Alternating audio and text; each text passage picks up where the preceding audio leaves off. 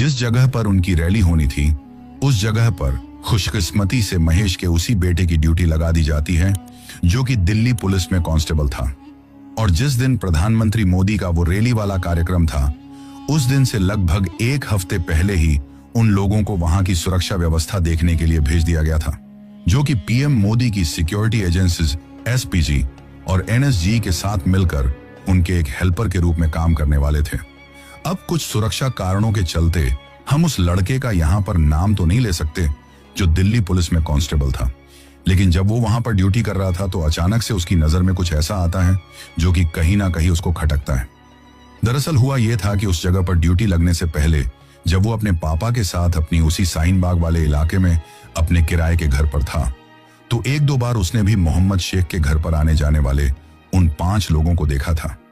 ऐसे में उसे उन 5 लोगों की शक्ल अच्छी तरीके से याद थी। लेकिन फिर जब वो उस ग्राउंड में सुरक्षा व्यवस्था में लगा हुआ था जिस ग्राउंड में मोदी की रैली होने वाली थी, तो रैली होने के लगभग 5 दिन पहले ही उसे उन 5 में से वो एक बूढ़ी औरत वहां पर दिखाई देती है। उस औरत को देखकर वो कांस्टेबल सोचता है कि ये तो वही औरत है जो मोहम्मद शेख के घर पर पिछले कुछ दिनों से दिखाई दे रही थी। अब जब पहले दिन वो उस औरत को वहां पर देखता है तो वो उस बात को इग्नोर कर देता है, लेकिन वो औरत लगातार 3 से 4 दिनों तक उसे उसी ग्राउंड के अगल बगल में भटकती हुई दिखाई देती है।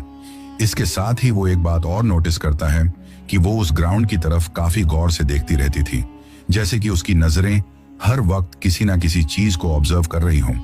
अब जब ये चीज हुई तो वो अपने सीनियर ऑफिसर को इस बात के बारे में इन्फॉर्म करता है, जिसके बाद जैसे ही बाकी की सुरक्षा एजेंसियों को इस बात का पता चलता है तो आम पब्लिक में पैनिक क्रिएट ना हो इसके लिए सुरक्षा एजेंसियों के द्वारा सिर्फ ये आर्डर दिए जाते हैं कि रैली वाले दिन अगर वो औरत ग्राउंड के अगल बगल में कहीं पर भी दिखाई देती है तो उसे किसी भी हालत में ग्राउंड के अंदर नहीं घुसने देना है। अब जिस दिन ये चीज हुई थी उसके एक दिन बाद ही उस ग्राउंड में प्रधानमंत्री मोदी की रैली होनी थी, लेकिन लास्ट वाले दिन वो बूढ़ी औरत उस ग्राउंड के अगल बगल में किसी को भी दिखाई नहीं देती है। तो सुरक्षा व्यवस्था में लगे हुए हर किसी शख्स को यही लगता है कि शायद ये सिर्फ एक गलत फहमी थी, लेकिन फिर जिस दिन रैली होनी थी उस दिन एक बहुत बड़ी गड़बड़ी हो जाती है। और वो गड़बड़ी ये थी कि पहले प्लानिंग के अकॉर्डिंग जनता पहले ग्राउंड के अंदर आने वाली थी और उसके बाद में प्रधानमंत्री मोदी स्टेज पर आने वाले थे, लेकिन फिर मोदी रोड शो के द्वारा जनता का अभिवादन करते हुए स्टेज तक जाने का तय करते हैं।